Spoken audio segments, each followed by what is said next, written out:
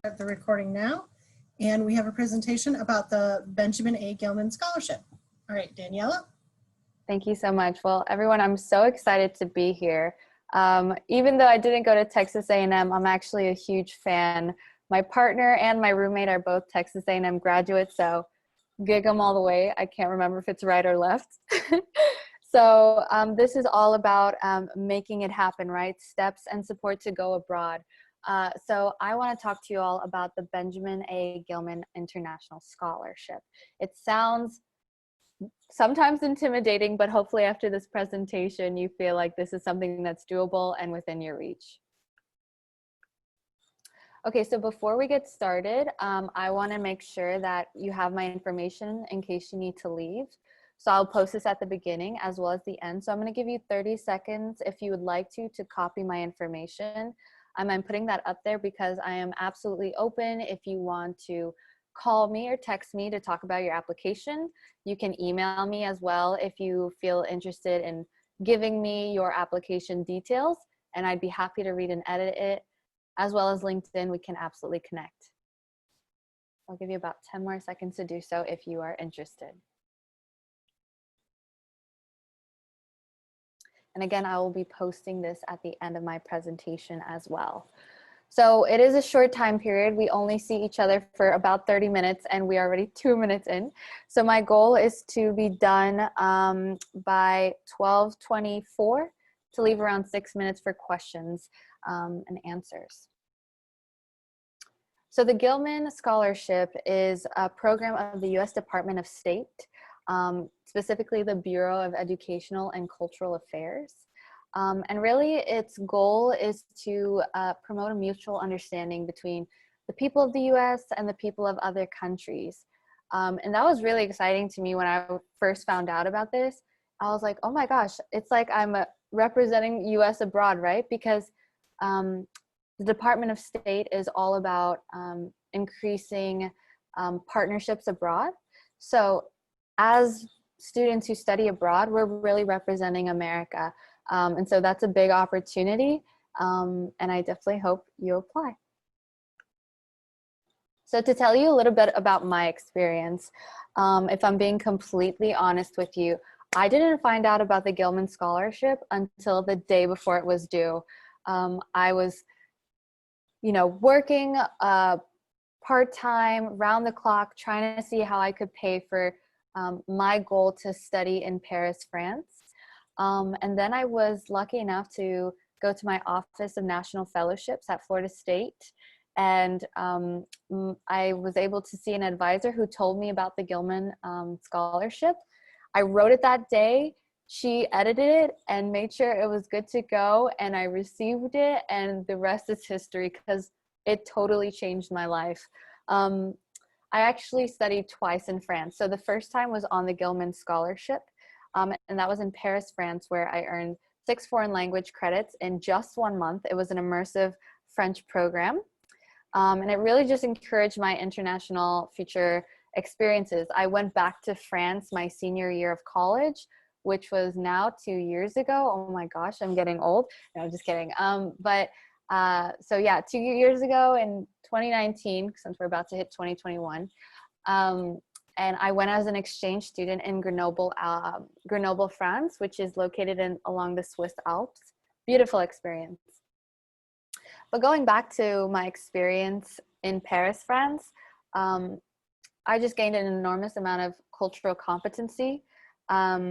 I improved my French speaking skills, of course, and I was able to see the Eiffel Tower. It was my first time abroad, so it was just this incredible experience that I wish I could do over again. So it was such a blessing. And if I'm being honest with you all, to give you a little bit of background on myself as well, I was in FSU's Honors Medical Scholars Program, so my heart was set on being a doctor. They were grooming us to go right into medical school. Because I studied math, I had a lot of free space in my schedule. So I was like, oh, might as well take a couple extra classes. So I started taking French, and then the Gilman Scholarship allowed me to study abroad. After that, I was inspired to major in French, minor in French. And then when I was like, I should definitely go back. And so when I did go back to Grenoble, I ended up getting my full major. So I double majored in biomathematics and French. And now I'm here teaching math as a AP Calc and Pre-Calc teacher, hoping to study abroad again. So it's incredible how these experiences form and shape us. So let's get actually to the details, right? I don't want to be talking about myself all day. So the Gilman program's impact. I love the Gilman Scholarship because of the diversity that it really tries to cultivate. 47% of students who earned the Gilman Scholarship were first-gen college students. 65% represented racial or ethnic minority groups. And they all went to over 150 countries, and over 1,300 US institutions have been represented. And I definitely, Texas A&M was definitely one of them, and we definitely want to make it again at Texas A&M. So you can receive up to $5,000. You can apply in the fall, the spring, the summer, or the winter, any time of the academic year, really. So that is great. There is no really exclusion. The exclusion only comes in terms of deadlines, which we will get to in a second. You can actually earn up to $8,000 by having this additional $3,000 award called the Critical Needs Language Award.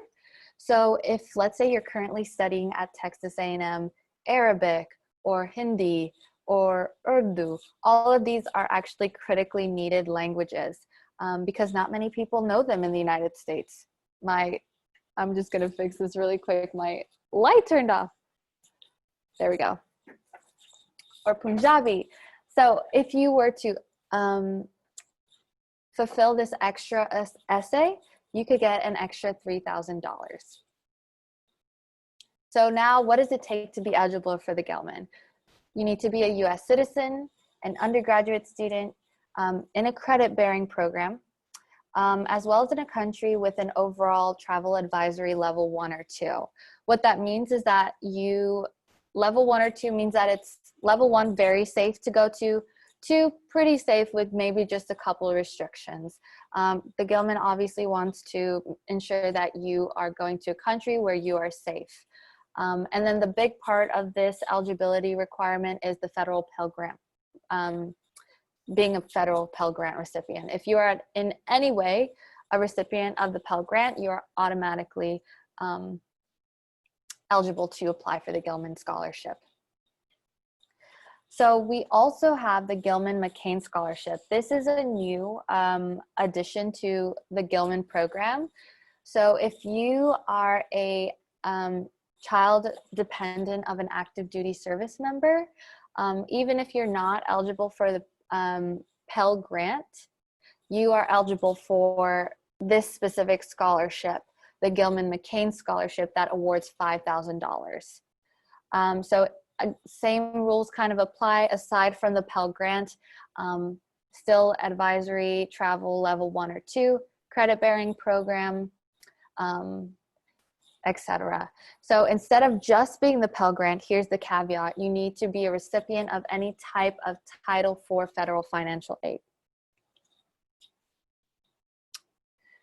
To just really go over the comparisons, everything is the same in terms of criteria, looking at your essays, which we'll talk about, deadlines, certifications, benefits. The difference is that eligibility, which we just went over, the Title IV recipient, as well as $5,000 flat scholarship.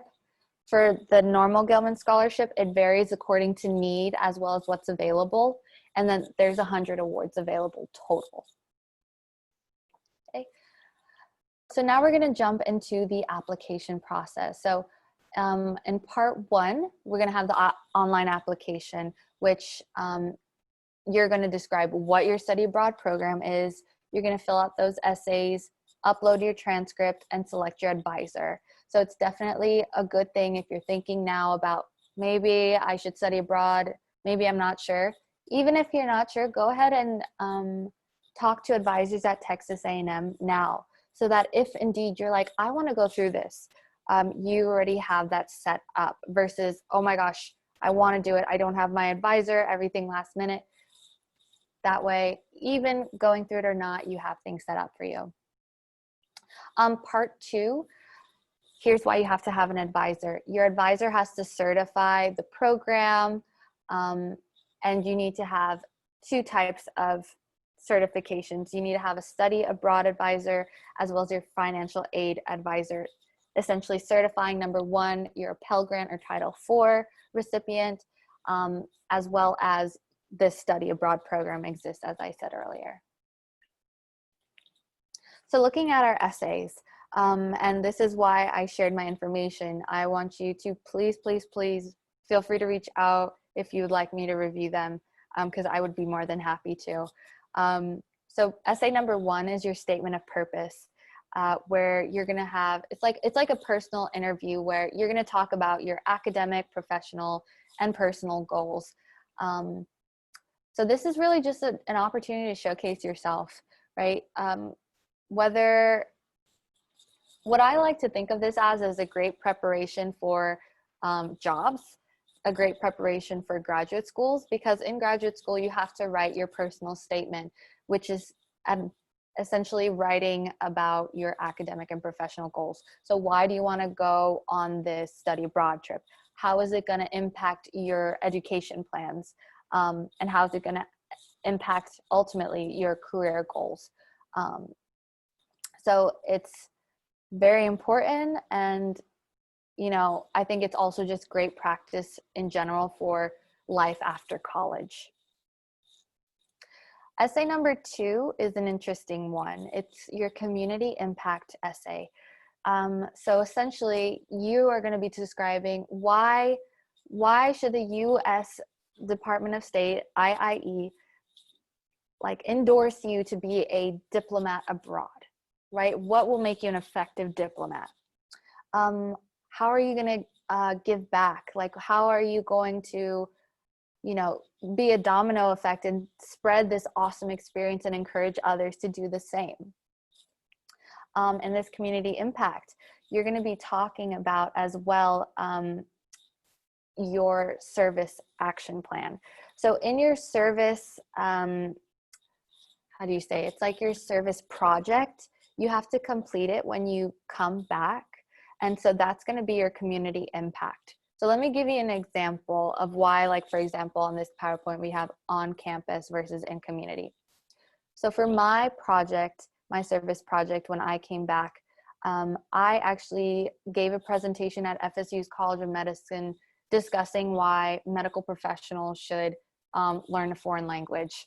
And so in my community impact, I said, it's going to be both on my campus and open to the community to learn about how foreign language makes you critically think more when you are speaking, because you're thinking more about the construction of words. If you know a foreign language, and let's say your patient or whoever you're working with, even in your workplace, has a native language outside of English that this person, if you reach out to this person in that language, they're automatically more likely to open up to you. And so that's why I thought it was such a need in the medical field. Part of diagnosing correctly is knowing as much information as possible. The more data you have, the more informed you are to make a better educated decision. So that's why I am such an advocate for learning foreign languages. And I'm especially lucky because my family's Cuban. So I grew up learning Spanish, and then I had the opportunity to solidify French, having gone to Paris and Grenoble, France. So essay 3 does not apply to everyone. If you are someone who heard me earlier about talking, you could get an extra $3,000 if you're studying a critical needs language, you would have to fill out a 3rd essay. So number 1, you obviously have to describe, is it a critical need language? You could even make a case if it's not listed. Is it predominantly spoken in the country that you're going to? They want you to identify this, right? Because they want to make sure, this person's going there because they're going to ameliorate their language skills in that critical need language. And how does it relate to your academic or career goals? I will say many people, like if you're thinking, oh, like why should I study a critical needs language? A lot of people, well, granted, any job you go to, knowing a critically needed language, you are an asset. But I know a number of individuals who become foreign service diplomats, and when you join the foreign service, you have essentially 3 months to learn a language, and then you're deployed to a country for 2 to 3 years, and then you're constantly switching up. So it's a super exciting job, rather competitive, but if that sounds riveting to you, then I highly, highly encourage you to think about studying a critical needs language and filling out this essay to be eligible for an additional grant. So thinking about our selection criteria, the Gilman's really looking for a diversity of background and experience. They want to see that you have a clear career trajectory. Now, like I said earlier, my career trajectory was totally different, and I'm on a new one. So when you write your essays, it doesn't need to be set in stone that you are going to do X, Y, Z. I mean, life is unpredictable. That is unreasonable to say that that's absolutely how it has to be, etc. But what they are looking for is, do you have a plan right now? Because that's going to indicate to them, okay, this person is proactive about making plans and is taking their future career goals seriously. As well as just your community impact abroad and how you're going to impact those around you when you come back home. So deadline, your deadline is coming up if you want to fulfill the October 2020 deadline. That's going to be the second Tuesday in October for your advisor. And then your application is going to be the first Tuesday in October, which, looking at the calendar right now, your first Tuesday in October is October 6th, okay? That's October 6th. So you need to make sure that application is done. That means you have about two-ish weeks. So not too long, but you can make it turn around in that time. Like I told you, I got it done in a day. Not proud of it at all. So I want you to not have a stressful experience, and I want it to be smooth sailing for you to really get to earn the scholarship. Also, fun fact, you can apply to the Gilman a number of times. Worst case scenario, if you don't get it, that's okay. You can apply again. The only restriction is you can receive the Gilman once. So you can apply multiple times, but you can only receive the scholarship once. Let's say your study abroad program isn't until May of next year through April of 2022. You can wait for the March 2021 deadline. Some Gilman scholarship tips. Like I said, be authentic. Create a story that ties your past, present, and future. Really, always when you're writing essays, it's about being a good storyteller. Number one, making sure you follow a logical order. And secondly, is this, when they read this, does it scream you, right? Because there's only one you in the world. So make sure that when they read it, they're getting a unique perspective. You want to stay away from cookie cutter ideas. Oh my goodness, I'm forgetting the poet, but I remember on my way back from France, I stopped in Dublin and I was like, oh my gosh, I have to explore, Europe on my way back. I don't know when I'm ever going back again. And there was this quote I saw on a wall, and it was, "You're born an original, don't die a copy." And it was by an Irish poet, and I'm forgetting the Irish poet, but think about that when you're writing this essay. For your follow-on service project, think about your community and local schools. So for me, it was obvious that I was heavily invested into the medical field. And so I knew the medical community really well in Tallahassee at Florida State. If you are really involved in X club, or maybe you come from a small town and you want to tell the town you're from all about going abroad, and you want people from your town to go abroad. You know what I mean? Make it as personal as possible. So some benefits you get from being an alumni. Obviously, you're developing skills when you go abroad. You have the opportunity to attend career workshops. The year after I came back, I was blessed to have gone to the Gilman workshop at Georgia Tech, where we got to network with huge companies like Coca-Cola, Delta Airlines. You meet a number of other individuals who likewise went abroad and are like-minded in that they can see the world through a variety of different cultural lenses. And you also get non-competitive eligibility. So when you're applying to a variety of US government jobs, you actually get to select non-competitive eligibility, which makes it a little bit of an easier process to get hired. Okay, so I was able to get through it on time, thank goodness, a little bit ahead of time. So I really encourage you, number one, to apply. And even if you're not sure you want to apply, please stay connected. Find us on Facebook, Instagram, Twitter, YouTube. This is the Gilman Scholarship.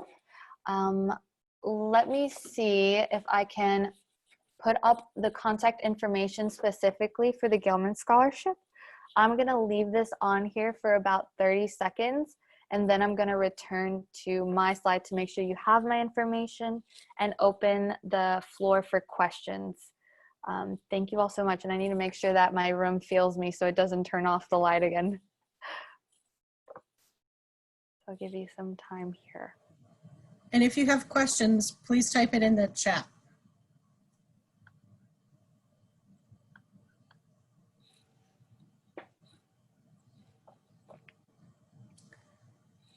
All right, we have one question so far. Okay.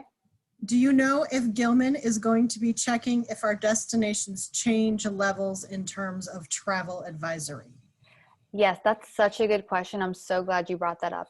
If your travel advisory changes, so let's say it was a 1 or 2 and it becomes a 3 or 4, you'll have to work with the Gilman Scholarship to, sometimes they'll reroute you to a different destination where you can still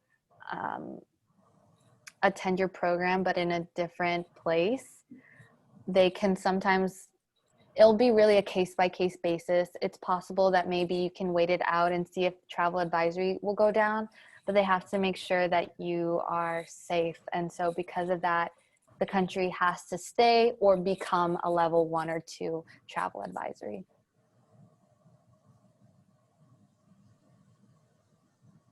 Really good question.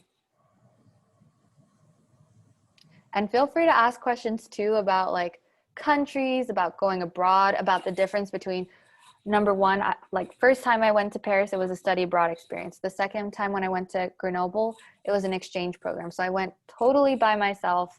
I actually was the first person from my school to attend this school in France. So I actually was a part of setting up the exchange program, as well as, and let's say you're low on money, which my second time I definitely was. If you have questions about that, I definitely was able to find other opportunities to work while I was abroad, because oftentimes you go on a student visa, you can't work sometimes. So that's a thing too.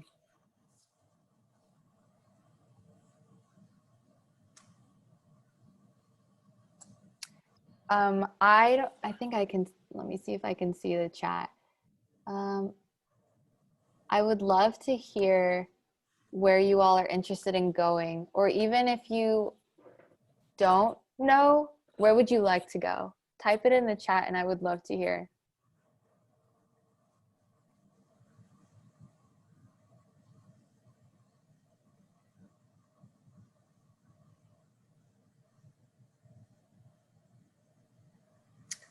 Germany.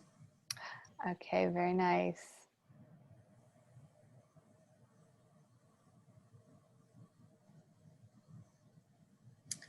Also Germany. Wow, how fascinating. For those going to Germany, tell me, do you want to go there because you like the language, or you are interested because they have a good university for studying your major? which I know they are very, they have a lot of great schools for STEM majors.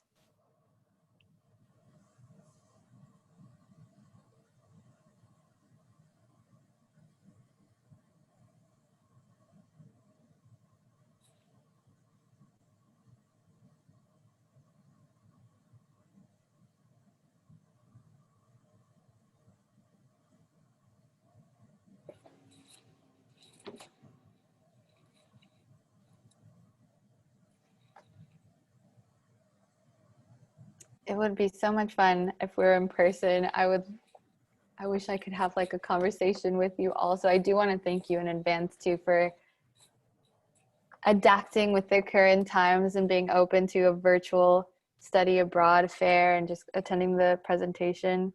We do have a couple responses now. Yeah. One said, we have to, but it's also good for our major studies. It's got good classes and it's centrally located in Europe.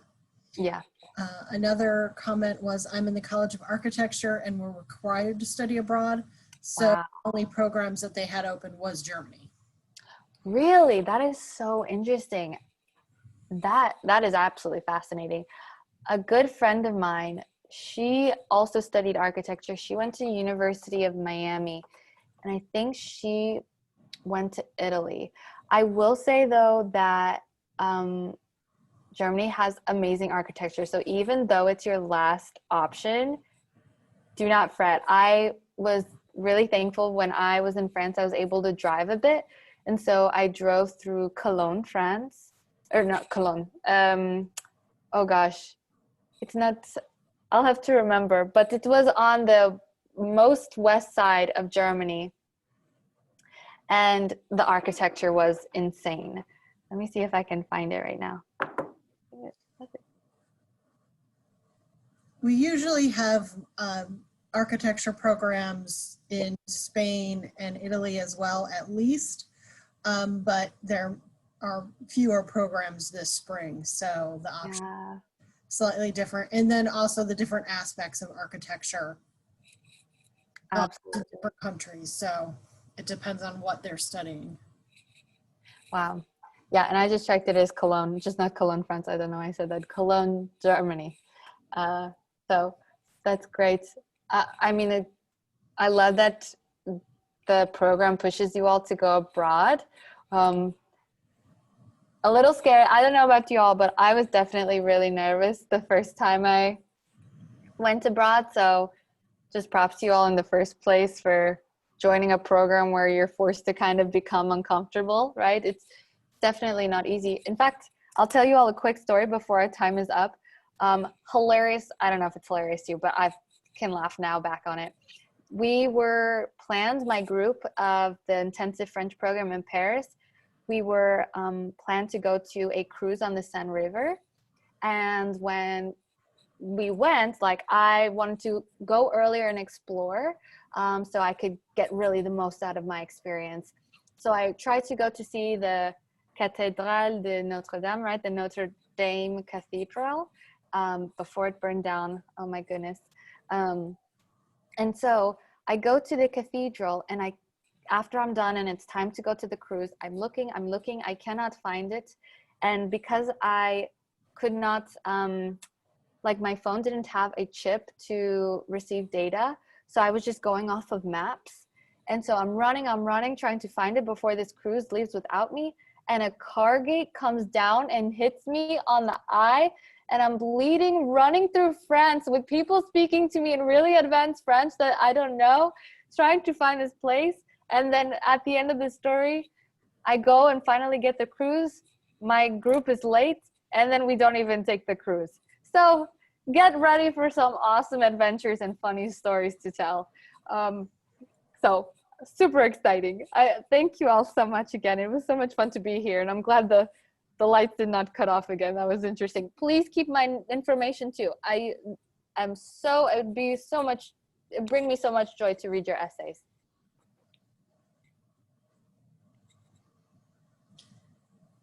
All right. Well then, if there are no more questions, I will stop the recording, and everybody have a nice day, and thank you for joining us. Thank you. This will also be posted on our website either later today or tomorrow. So exciting. Thank you so much. I appreciate it. Thank you for allowing me to host.